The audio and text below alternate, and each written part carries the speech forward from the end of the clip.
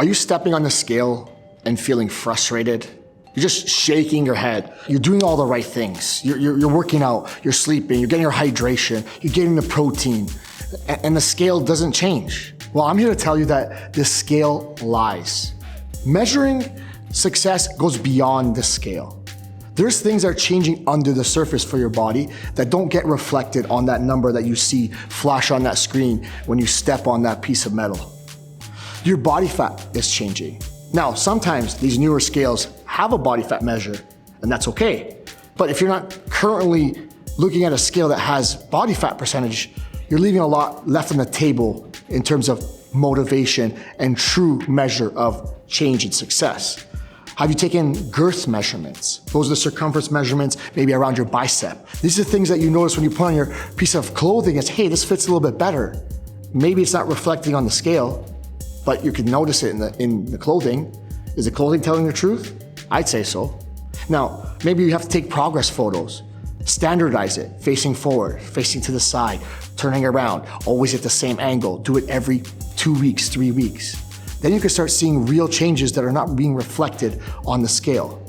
Because there are signs that happen under the surface, and there's signs that you don't even see in the mirror. Because maybe it's your health markers, maybe it's your energy, maybe it's your mood, maybe it's the actual blood markers that you just measured at your last doctor appointment. Maybe it's your resting heart rate. You're looking at your Fitbit or your Apple Watch or your Aura, and you're noticing that your resting heart rate is slowly declining or going lower as you go on. Maybe after you do a bout of exercise, you notice that your heart rate recovers much quicker. These are all signs of fitness improvements and health markers, but there's performance metrics. Maybe you're lifting more. Maybe you're finally going up a set of stairs and not being out of breath. Maybe you're having enough energy to play with your kids, last the whole day after a long day at work.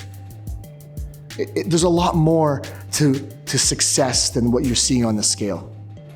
Now, you do need to measure it though. You should probably keep some sort of a log that measures your progress over time, your success measures, if you want to call them that.